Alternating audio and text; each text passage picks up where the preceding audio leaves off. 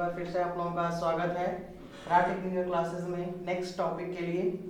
आज हम लोग पढ़ेंगे जो पिछले टॉपिक में हम लोगों ने जो पढ़ा था, कुछ इस तरह से हमने आप लोगों को क्वेश्चन दिया हुआ था और आप लोगों को मैंने सॉल्व करने के लिए दिया था कि इसमें से आपको सॉल्व करना था।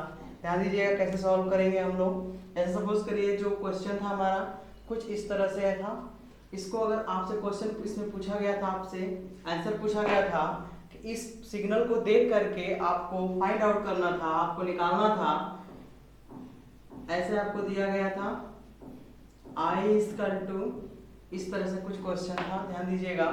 तो हम इसको सॉल्व कर लेंगे। देखिए यहाँ पे आपसे पूछा गया था धारा या वोल्टेज का मैक्सिमम वैल्यू। ध्यान दीजिए, अगर ये धारा का समीकरण है धारा के मैक्सिमम वैल्यू निकालेंगे, या फिर अगर वोल्टेज होता तो वोल्टेज का निकालते। इसमें कोई डाउट नहीं है, चाहे क्वेश्चन किसी भी तरह हो, चाहे धारा हो या वोल्टेज, आप ऐसे ही सॉल्व करेंगे। ध्यान दीजिएगा, अगर आपसे मैक्सिमम वैल्यू, तो आपको पता है कि अगर ऐसे क्वेश्चन अगर जब भी मिले तो आप सबसे पहले हम लोगों ने जो वोल्टेज या करंट का जो इक्वेशन पढ़ा हुआ था उसको पहले यहाँ नीचे लिख लेंगे। जैसे I इक्वल टू हम लोगों ने पढ़ा था I maximum sine omega T.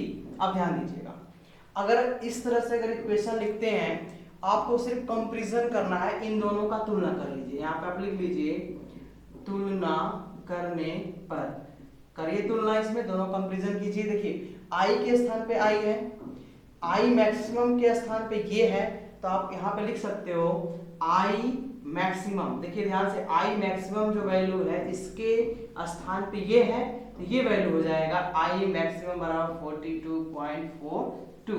अब ध्यान दीजिएगा, अगर आपसे यही पूछा जाता कि धारा का मैक्सिमम वैल्यू कितना होगा, तो आप इस तरह से आप सॉल्व कर सकते। करना कुछ नहीं है, सिर्फ सीधे सीधे आपको वहां पे लिख देना है I मैक्सिमम यहाँ है तो ये वैल्यू यहाँ है, तो इसके स्थान पे ये हो जाएगा। ठीक है, इसके आगे ध्यान दीजिएगा, आपसे पूछा गया था कोणीय वेग ओमेगा, आपसे पूछा गया था फ्रीक्वेंसी, आपसे पूछा जा सकता है आवर्त काल। अब ध्यान दीजिए, अब इन तीनों को कैलकुलेट करना और भी आसान है। कैसे, ध्यान दीजिएगा। देखिए साइन है तो यहाँ भी साइन है, ओमेगा के स्थान पर ध्यान दीजिएगा ये वैल्यू है, और टी के स्थान पे तो टी है, तो कंपैरिजन यहाँ भी कर लेंगे। तो आप कह सकते हो, यहाँ से ध्यान दीजिएगा, आप कह सकते हो ओमेगा, ओमेगा के स्थान पे कितना है 6 to 8, यही है। तो अब देखिए आपने पढ़ा था, याद करिए आपने पढ़ा था कि ओमेगा बराबर होता है 2 पाई एफ। अगर सपोज करिए आपसे केवल ओमेगा पूछा जाता, आपसे केवल कोणीय वेग की बात किया जाता कि कोणीय वेग कितना होगा, आप इस सिग्नल को देख के बताइए।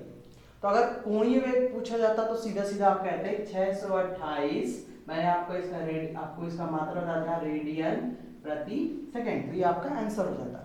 फिर सेम उसी तरह से अगर आवृत्ति पूछा जाए तो आप इस तरह सॉल्व कर लीजिए। ओमेगा बराबर होता है आपका 2 पाई एफ, तो इसको सॉल्व कर लीजिए। यहां से आपका 628 वैल्यू यहाँ रखिए, एफ बराबर आपको मिलेगा 628/2 पाई, और आपको पता है पाई की वैल्यू कितना होता है, पाई बराबर होता है 3.14। ध्यान दी, बहुत लोग गलती करते हैं 180 डिग्री रखते हैं, जब कोण में रखते हैं तो कोण में याद रखिए, लेकिन ऐसे सिंपल वैल्यू इतना होता है, ध्यान दीजिएगा। ठीक है, इसको सॉल्व करिए। जब इसको सॉल्व करेंगे हम लोग, ये पूरा सॉल्व करके देख लीजिएगा, ये आपका आ जाएगा 100 हर्ट्ज, तो ये आपकी हो जाएगी आवृत्ति।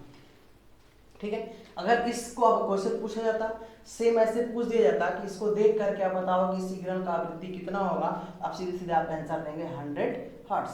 सेम वैसे अगर आपसे आवर्तकाल पूछा था तो T बराबर आप जानते हो कि होता है 1/f, आपने पढ़ा था T इक्वल टू होता है 1/f। इसको सॉल्व कर लीजिए, T इक्वल टू 1/100, और इसको सॉल्व करेंगे तो 0.01 सेकेंड, ये आपका आंसर हो जाएगा।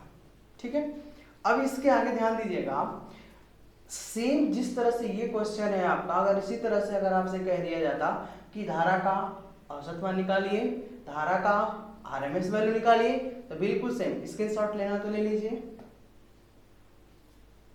सेम उसी तरह से, बिल्कुल सेम उसी पैटर्न में अगर आपसे पूछा जाता कि औसत मान और आरएमएस मान भी फाइंड आउट कीजिए, तो आप कर सकते हैं। कैसे होगा, ध्यान दीजिएगा, अगर आपको एवरेज वैल्यू निकालना है, आई एवरेज निकालना है आपको, तो आपको बताया गया था कि धारा या वोल्टेज का अगर आपको औसत मान निकालना है, आप सीधे सीधे आप कहेंगे कि आई मैक्सिमम जितना आता है इसे मल्टीप्लाई कर दीजिए 0.636 का, तो कर लीजिए 0.636 का इसमें गुणा कर लीजिए, यानी कि 42.42 और मल्टीप्लाई करके हमें बताइए इसका आंसर बताइए कितना आएगा।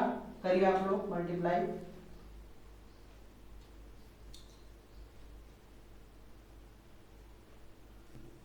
हो गया। अब इधर ध्यान देंगे, इसको जो मल्टीप्लाई करेंगे तो आंसर आपका आ जाएगा 26.97 एम्पियर। ये आपका आंसर हो जाएगा। अगर इस क्वेश्चन से अगर ऐसे पूछ देता, अगर आपको क्वेश्चन में ऐसे देकर के पूछ दे औसत मान कितना होगा, सीधे सीधे आप इसका आंसर इस तरह से देंगे। सेम वैसे ही अगर आपसे कह देता कि आप धारा का आरएमएस वैल्यू फाइंड आउट कीजिए और आरएमएस वैल्यू फाइंड आउट करने सेम उसी तरह से, याद करिए हमने कल पढ़ा था कि होता कितना है, तो होता है आपका 0.707 इंटू आई मैक्सिमम। तो कर लीजिए उसी तरह से 0.707 में मल्टीप्लाई कर दीजिए कितने का, तो कितना मैक्सिमम वैल्यू है, ये है 42.42 और इसको मल्टीप्लाई करके आप बताइए कितना आएगा।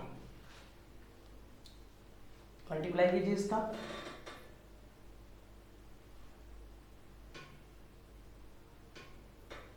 ध्यान दीजिएगा जब इसका मल्टीप्लाई करेंगे तो आपका आंसर हो जाएगा 29.99 एम्पियर। तो आपको ये ध्यान रखना है कि अगर औसत मान कहे तो औसत मान, अगर आरएमएस मान कहे तो आरएमएस मान ही आप फाइंड आउट कीजिएगा, ठीक है। अगर स्क्रीनशॉट लेना है तो आप ले लीजिए।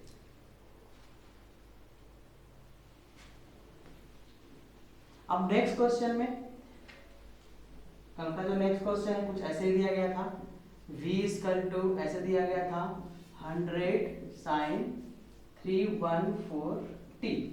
सेम उसी तरह से इसको भी कैलकुलेट कर लेंगे और इसको कैलकुलेट करके देखिए ध्यान से, इसका तुलना करिए v equal to v maximum sin omega t से तुलना कर दीजिए। देखिए ध्यान से, मैक्सिमम की वैल्यू यहाँ हो जाएगा, इसकी जगह पे ये हो जाएगा और t की जगह पे t तो है ही, करेंगे यानी कि वोल्टेज का अधिकतम मान कितना आ जाएगा, तो आप कह सकते हो 100 वोल्ट, ये आपका आंसर हो जाएगा। अगर आपसे कह दे इस समीकरण को देख करके वोल्टेज का अधिकतम मान ज्ञात कीजिए, तो आप सीधे सीधे आप कहेंगे 100 वोल्ट होगा अधिकतम मान। सेम उसी पैटर्न में अगर आपसे f पूछ दिया जाए तो आप निकाल लीजिए। देखिए f निकालना है तो आप देखिए ध्यान से, ओमेगा की तरफ कितना है, ये है, तो आप लिखेंगे ओमेगा बराबर 314।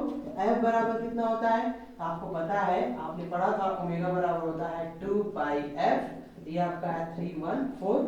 f बराबर कैलकुलेट करिए 314 अपान 2 पाई। अब जब इसको सॉल्व करेंगे वैल्यू रखिए 314 अपान 2 इंटू 3.14 और जब इसको सॉल्व कर लेंगे ये आपका हो जाएगा 50 हर्ट्ज।